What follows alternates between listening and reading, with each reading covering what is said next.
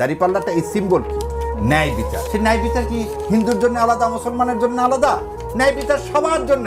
The parameter is same. দুটি প্রসঙ্গ এখানে আসছে, যেহেতু প্রসঙ্গটা এসেছে আমি একটু প্রশ্নই করি। অনেকেই বলছে যে এখন তাহলে আপনারা তো ইসলাম শাসন কায়েম করার কথাই বলছেন, সেই জায়গা থেকে তাহলে যে হিন্দু প্রার্থী তিনি কি হরে কৃষ্ণ হরে বল দাড়িপাল্লা টেনে তোল সেই স্লোগান নিয়ে তিনি ক্যাম্পেইন করবেন কিনা বা ঝাঁপিয়ে পড়বেন কিনা? ভেরি ভেরি ইন্টারেস্টিং ব্যাপার। তিনি কিভাবে ক্যাম্পেইন করবেন একটা জিনিস আপনাকে বলি।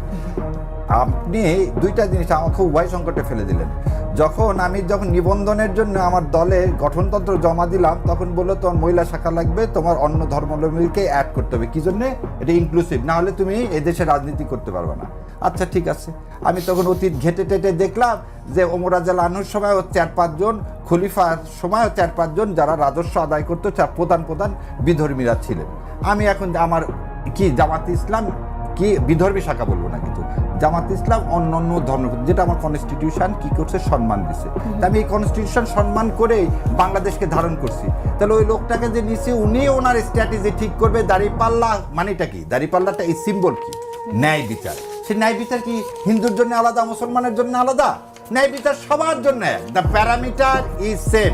আল্লাহ বলছে মিজান। মিজান মানে কি? ন্যায় বিচার। আর আল্লাহ হচ্ছে কি আমার আপনার, তাই ব্রহ্মা মানে কি?